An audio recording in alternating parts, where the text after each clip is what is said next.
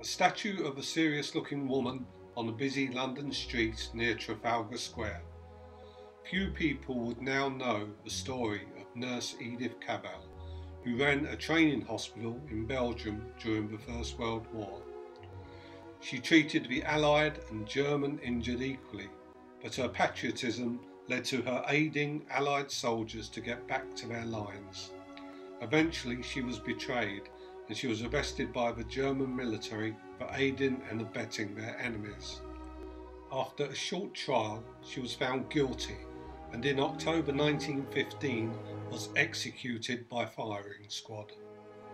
Now London sit at her feet eating their sandwiches, not knowing that Edith Cavell was a heroine of post-Edwardian Britain, a martyr who put duty before her own safety.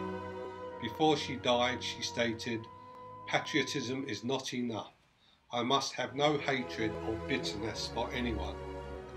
Her death was condemned worldwide, influencing America's decision to come into the war. In 1919, her body was returned to Britain and the streets were lined with silent crowds.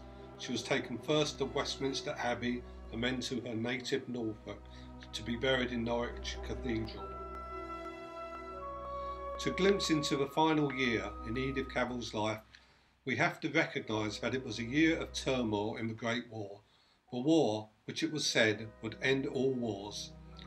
And it is in the Imperial War Museum that we are given some idea of the full horror. A place for tourists, a beautiful building in beautiful grounds, hiding the true horror within. Edith Cavell was a nurse dedicated to healing, but the forces of war led her down a path which would lead to her death. Inside the museum is so much that Edith Cavell would have recognised. The planes, tanks, the armoured vehicles, even a London bus which would have brought the injured to her hospital. But in a quiet corner of the museum is something very personal to Nurse Cavell. She loved her dogs, and in a glass case is the stuffed remains of her terrier Jack.